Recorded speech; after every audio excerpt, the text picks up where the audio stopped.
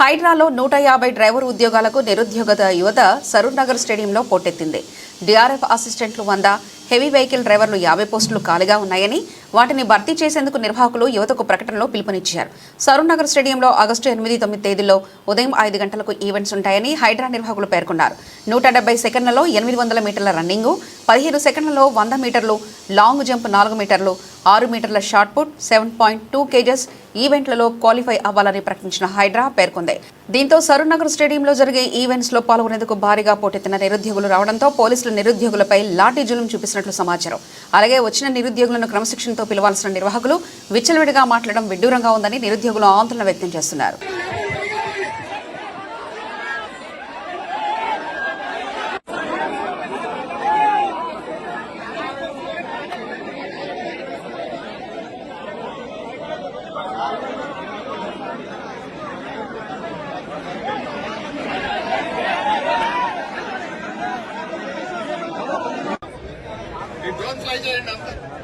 నా కొడుకు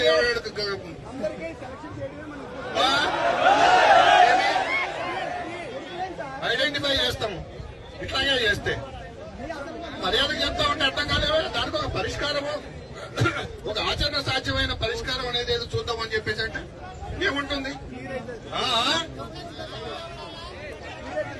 టోకెన్స్ ఉన్న వాళ్ళు ఇక్కడ ఉంటారు, ఆల్రెడీ ఉన్న వాళ్ళు. మిగిలిన వాళ్ళు టోకెన్ లేని వాళ్ళు దయచేసి వెళ్ళిపోండి. లేదు అంతే. అది మరి ఎంతమంది 6,000 మందికి ఎట్లా కండక్ట్ చేస్తారయ్యా?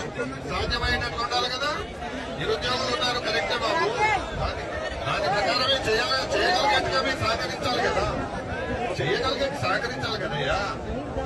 ఎక్స్పెక్ట్ వస్తారు, కరెక్టే బాబు. కానీ ఇది ఈవెంట్ అనేది కండక్ట్ చేయగలిగి